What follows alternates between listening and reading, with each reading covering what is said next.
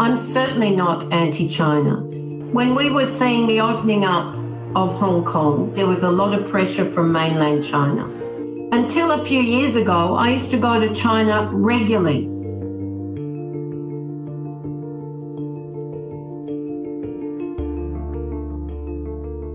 My name is Sharan Burrow. I'm indeed the General Secretary of the International Trade Union Confederation, and we represent more than 200 million members around the world in almost all countries. We are shocked and appalled after so much progress in terms of the democratic rights and freedoms in Hong Kong. We now see the retreat back into total oppression of denying working people a voice through their trade unions. And of course, you've seen both the Teachers Union and the HKCTU disband because of the pressure. If you consider that it took 10 years to get a minimum wage in Hong Kong, that wasn't simply handed out by the government. It was indeed proclaimed after a long struggle by the Hong Kong trade unionists themselves. And Hong Kong's just trashed all of those. We will do everything we can to work with governments around the world to put pressure on Hong Kong and indeed the Chinese government to make sure that this oppression is ended. We will fight to see our brothers and sisters released from prison. They have committed no crime, except standing up for working people. This is wrong by any standards of human rights, of modern laws and freedoms. This is wrong.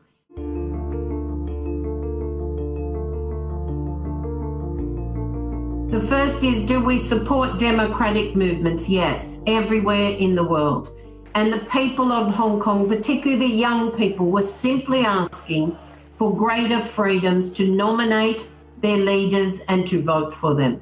So have we been funded by government authorities? No.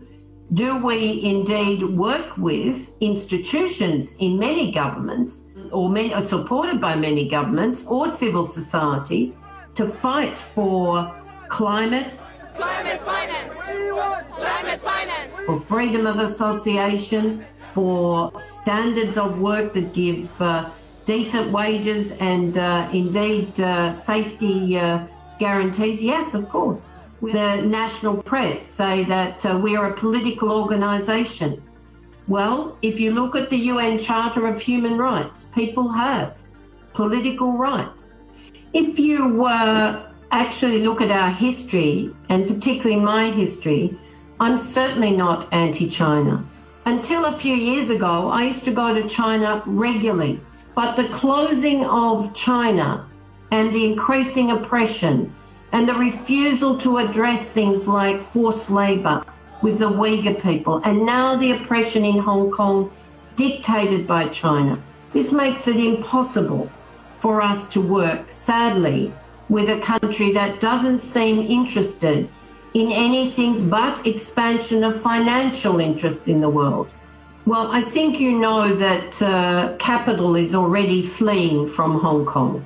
It's going to be very difficult for China to convince people it's not a risk economically.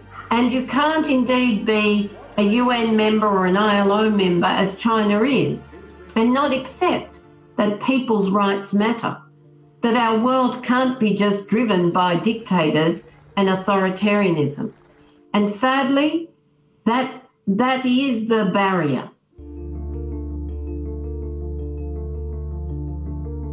And we say to them, be careful, because, you know, you have to protect yourselves and your family, but never give up hope. Don't give up the struggle. Because democracy was never achieved in absence of, indeed, the struggle of people themselves. We would hope the Chinese government will have a look at this and change its minds.